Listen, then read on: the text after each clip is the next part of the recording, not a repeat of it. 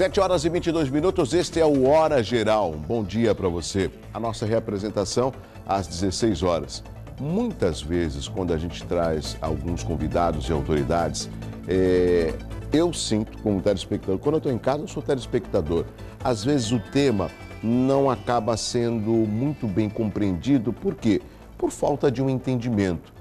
Eu estou explicando isso porque hoje, aqui no estúdio, está um juiz de direito em Praia Grande. E muitas vezes nós observamos a dificuldade de ter um juiz de direito num programa de TV. Verdade. Tudo bem, doutor? Tudo bem, doutor. Prazer nisso, em recebê-lo aqui. Eu falo disso porque um juiz não vai dar. Um promotor, não, é difícil. Eu, antes de mais nada, obrigado pela sua participação. Eu que agradeço o convite. Eu sinto que às vezes o juiz... a população, ela fica longe do juiz. Ela não pode trocar uma ideia com o juiz. Ela não pode, de repente, é só 15 minutos. Então, é uma hora, momento de você tentar explicar, porque eu sinto que o Ministério Público acabou ocupando esse espaço. Me corrija, por favor. Não, é verdade. De fato, há um certo distanciamento da magistratura em geral em relação à sua população, porque a própria função do juiz é uma função isolada, porque o juiz, para decidir, ele se isola, ele fica sozinho no seu gabinete para poder refletir, para poder pensar. Então, é uma coisa que a gente acaba trazendo para a carreira e acaba, de fato, nos distanciando um pouco da população. Popularizando. Tá vendo? Por isso que absolveu aquele rapaz, é amigo dele, está sempre na balada, aquele juiz, por exemplo. Também. Então, a população vê. Porque Também. O juiz é uma pessoa pública, sim, apesar de reservada. Sim, e esse é um problema, especialmente, não é o nosso caso, sim, aqui, mas em cidades pequenas, em que, na verdade, a figura do juiz representa o próprio Poder Judiciário, né? Então, o juiz, a própria lei orgânica da magistratura obriga que esse juiz tenha uma vida pública, comum, social, impecável. Então, ele não pode se dar o luxo de ficar sentado no boteco da esquina tomando uma cervejinha, o que é normal, não pode fazer coisas comuns que qualquer cidadão pode fazer, porque há essa confusão entre a imagem da pessoa juiz com a imagem institucional Poder Judiciário. Ele representa o Poder Judiciário. Então, ele precisa, de fato, se resguardar de algumas situações que podem ser complicadas para ele. O doutor Vinícius Peluso, além de juiz de direito, é escritor, professor universitário, né? E ele tem eu acho que tudo isso começou dentro de casa, porque a gente sempre vê o exemplo do pai, não digo na formação profissional dos filhos, mas acaba sendo um exemplo. Eu diria que, no passado, muitas vezes os filhos não copiavam, seguiam os caminhos dos pais. Hoje tem mudado muito isso. No seu caso, qual foi a pontuação, o exemplo que você teve para se tornar um juiz de direito, tendo um pai ligado ao judiciário? Para mim foi, entre aspas, fácil, né? Porque... Você é filho único? Não, eu tenho mais 3 irmãs, sou o único filho homem. Né? Tenho mais uma irmã também magistrada, também juíza, minha irmã caçula. Meu pai é juiz de carreira, foi juiz de carreira, ou seja, a vida toda. Ou seja, então, eu vivi nesse mundo desde que eu nasci, então é algo que para mim foi muito comum, foi um caminho muito natural, né? E tendo a possibilidade de poder ter como exemplo... Opa. Não o meu pai, mas o juiz que depois se tornou ministro, Antônio César Peluso, ou seja, foi um convívio em que eu só tenho que agradecer, só tenho que ser muito orgulhoso de ter aprendido tudo que ele pôde me passar e ser agradecido pelo exemplo que ele se tornou para mim. Agora, doutor Vinícius, nas reuniões familiares de domingo, o tema é o judiciário ou vocês costumam fugir? Nunca. Porque eu fico imaginando, né? Como diz o ditado popular, em caso Ferreira, espeta de pau.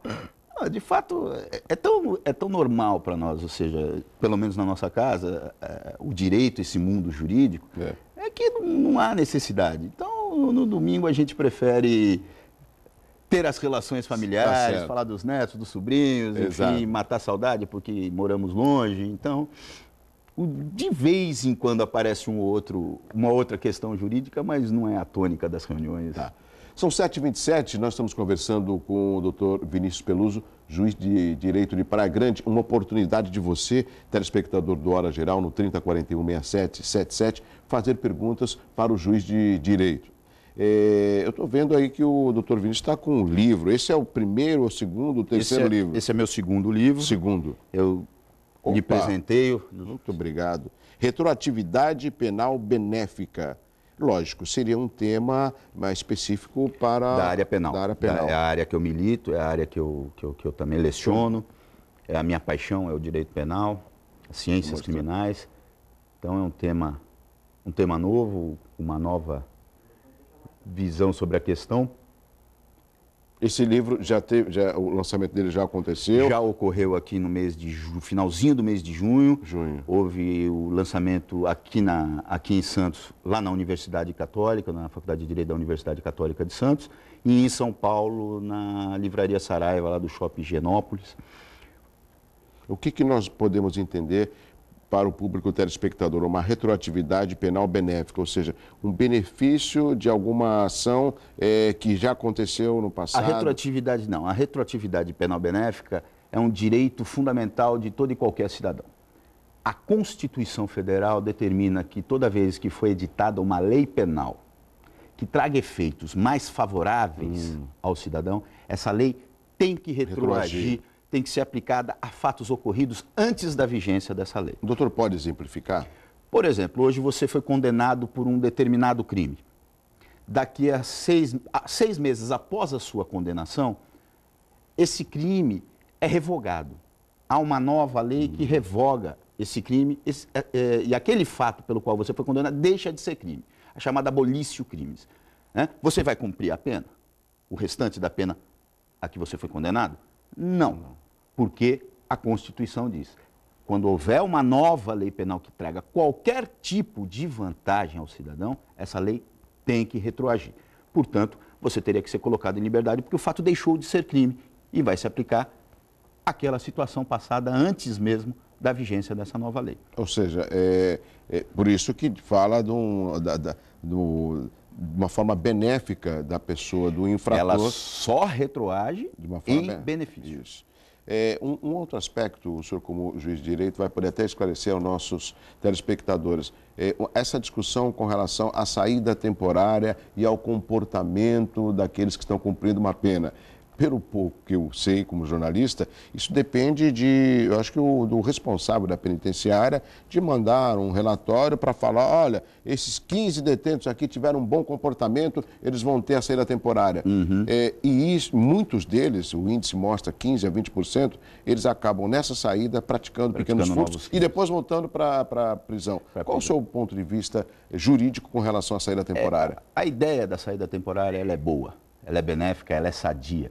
Né? A pena ela não serve apenas como castigo, mas ela tem uma finalidade de ressocialização, ela tem a finalidade de reinserir esse condenado para que possa voltar a viver, seja produtivo em sociedade.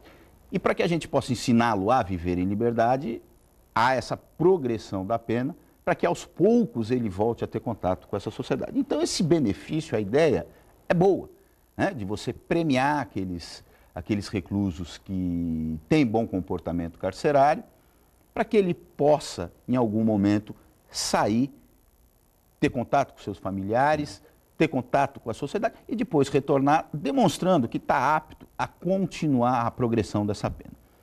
O grande problema é que, como tudo que acontece nesse país, não há fiscalização. Exatamente. Né? Então, não adianta você dar um benefício desse e não acompanhar a fiscalização desse benefício. E chegou até a ser discutido aquelas tornozeleiras? As tornozeleiras, né? É mais uma medida mediática, né? De efeito. Custosa?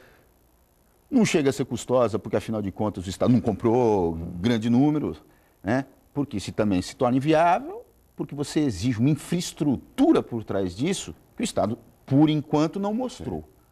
Não montou, né? Porque você precisa, além da tornozeleira, você precisa de uma central de monitoramento 24 horas, você precisa da fiscalização quando esse alarme toca, você precisa verificar onde é que ele está, o que aconteceu, onde é que ele não está. Isso demanda um efetivo também. Um grande efetivo, um grande investimento, não é só comprar. Né? Eu tenho toda uma gama de infraestrutura por trás dessa situação que precisa ser implementada e bem implementada. Porque senão também não funciona. Porque eu ponho a tornozeleira, ele não cumpre, a tornozeleira apita. É mais ou menos assim, eu acabei implementando a tornozeleira, resolvi o problema. Não é isso. Não, mas nunca. Né? Ou seja, os problemas sérios desse país não se resolvem em uma tacada, numa caneta. Numa canetada, numa lei ou num ato executivo. Você precisa ter todo um trabalho, porque afinal de contas a tornozeleira, a questão da tornozeleira está inserida numa questão maior, que é a questão da execução da pena. Né? A execução da pena é a grande questão, que muitas vezes é esquecida. Quando o senhor fala de execução da pena, eu lembro também que ninguém pode ficar mais do que 30 anos preso. Mais do que 30 anos preso. E essa revisão do Código Penal, o senhor acredita que seja difícil de acontecer? Porque é um clamor de uma grande parte da população. De fato, o Código Penal... Que é de 40? Ele é de 40, a parte especial é de 40, porque a parte geral houve uma reforma parcial em 1984. E o Código, a parte especial, ou seja, a parte onde estão definidos os crimes e as penas, é de 1940, portanto, já está defasada, a nossa sociedade modificou bastante. Agora, o que nos preocupa, né, a nós penalistas, é que uma revisão de um Código Penal não pode ser feita de maneira apressada, abrupta e sem a discussão com a sociedade, né? Com a sociedade e com os especialistas na área. Quando o senhor fala especialista, seria aí um conselho de notáveis, por exemplo? Um conselho de notáveis com experiência em projetos legislativos, professores de direito penal, professores de processo penal, porque também o Código de Processo Penal também está em vias de modificação. Né? Os políticos precisam ouvir também os doutrinadores, precisam ouvir os professores, porque eles têm uma experiência muito séria a ser passada, uma visão da situação a ser passada. Doutor, de quem que estaria a responsabilidade de provocar essa mudança do Código Penal? Quem é o responsável? Porque muitas vezes a gente fala e não sabe de quem cobrar. Seria da Câmara Federal? O grande responsável pela mudança legislativa no país é o Congresso Nacional. De fato, as leis deveriam partir do Congresso Nacional. Cabe a ele estudar, propor, fazer o projeto de lei, aprovar para que essa lei, enfim, se torne uma realidade. Agora, a sociedade também deve provocar, porque o Poder Legislativo nada mais é do que um representante do povo brasileiro. Ou seja, e essas manifestações, eu não vi nenhuma delas pedindo uma reforma do Código Penal, por exemplo. De fato, porque... Infelizmente, hoje no país, temos alguns problemas estruturais em que a questão do Código Penal não se torna tão premente. Seria secundária. É secundária. Né? Nós vivemos algumas outras mazelas sociais muito mais profundas e muito mais sérias e que, num primeiro momento, causam uma preocupação muito maior à população. Doutor Vinícius, eu vou pedir tem perguntas, deixa eu pedir para o Marcão, se o Marcão tem condição de colocar aqui na nossa tela de LCD, Marcão, só a manchete da Folha de São Paulo, que eu quero provocar só com essa manchete, aproveitar aqui a presença do doutor Vinícius Peluso, para que ele possa tentar dar uma explicação melhor daquilo que está acontecendo. Há a possibilidade de colocar no plasma aqui? Eu sei que eu estou pedindo de última hora aqui. Isso. Novo julgamento de réus do Mensalão está por 2 votos. O senhor é um juiz de direito, tem aqui o Joaquim Barbosa, uma figura responsável, admirada, aclamada pela população. O senhor acredita que esse novo julgamento vai acontecer? O senhor como juiz de direito? Olha, eu infelizmente não tenho o dom da adivinhação. A gente nunca pode dizer o que vai acontecer, especialmente num julgamento colegiado, em que há vários juízes participando e cada um pensa de uma maneira. O que eu posso dizer é que eu torço para que não haja um novo julgamento. Né? O porquê? Será um desgaste maior com relação ao assunto? Primeira questão... O senhor acredita que nesse novo julgamento poderia beneficiar os réus? de fato, várias penas vão estar prescritas. Várias penas vão estar prescritas. Você, na verdade, vai colocar o Poder Judiciário numa situação de constrangimento, porque essa situação, depois de tantos anos e depois de tanto desgaste ao próprio Supremo Tribunal Federal, quando parece estar definitivamente resolvida, vai se reabrir, ou seja, porque com os embargos infringentes, você, na verdade, está rejulgando o processo inteiro, tudo de novo. Você vai fazer a segunda vez a mesma coisa, agora com uma nova composição do Supremo Tribunal Federal. E por uma questão técnica, na minha maneira particular de ver, de que não cabem mais os embargos infringentes no Supremo Tribunal Federal após a modificação legislativa. Não cabendo mais esses embargos, para que o público, o telespectador possa entender, não há necessidade de um novo julgamento. Não há necessidade, ou seja, esse recurso que foi colocado não deve ser recebido porque ele não existe mais na legislação. Na minha maneira particular de ver, quatro ministros do Supremo disseram que ainda existe esse recurso. O julgamento ainda está em andamento, faltam, se eu não me engano, 2 votos. 2 votos. Faltam 2 votos para a questão ficar definitiva. Vamos ter que aguardar para saber como é que isso vai ficar. Eu quis a sua análise, até como um juiz de direito, para esclarecer ao público, ao telespectador, esses temas. Nós, há pouco tempo, nós falávamos que era um país de terceiro mundo e agora é emergente. Eu amo o Brasil, acho que nós, brasileiros, deveríamos ser muito mais patriotas se comparados aos Estados Unidos, aos americanos, por exemplo. Mas esses aspectos, eles devem estar na pauta de discussão de todos os brasileiros. Porque a única reforma que nós, e que está próxima dos brasileiros, doutor, me corrija, é na hora da eleição, do voto. Porque você espera as reformas, elas não ocorrem. Mas esse é o grande poder da população. Esse é o grande poder do cidadão. Enquanto o cidadão brasileiro não entender que o seu voto é a sua arma benéfica para o processo democrático? Fundamental do processo. Não há processo democrático sem voto, né? É a forma como a população participa do seu Estado, participa do seu governo, elegendo os seus representantes, seja no Poder Executivo, seja no Poder Legislativo. Enquanto a população não estiver ciente da responsabilidade do que é o ato de votar, a gente vai continuar vendo essas coisas abomináveis no mundo político brasileiro, como ocorreu recentemente naquela votação do deputado Donadon, onde ele foi condenado com trânsito em julgado, preso numa penitenciária, e o Congresso Nacional deu um aval para que ele continuasse, enquanto deputado, continuasse recebendo salário, continuasse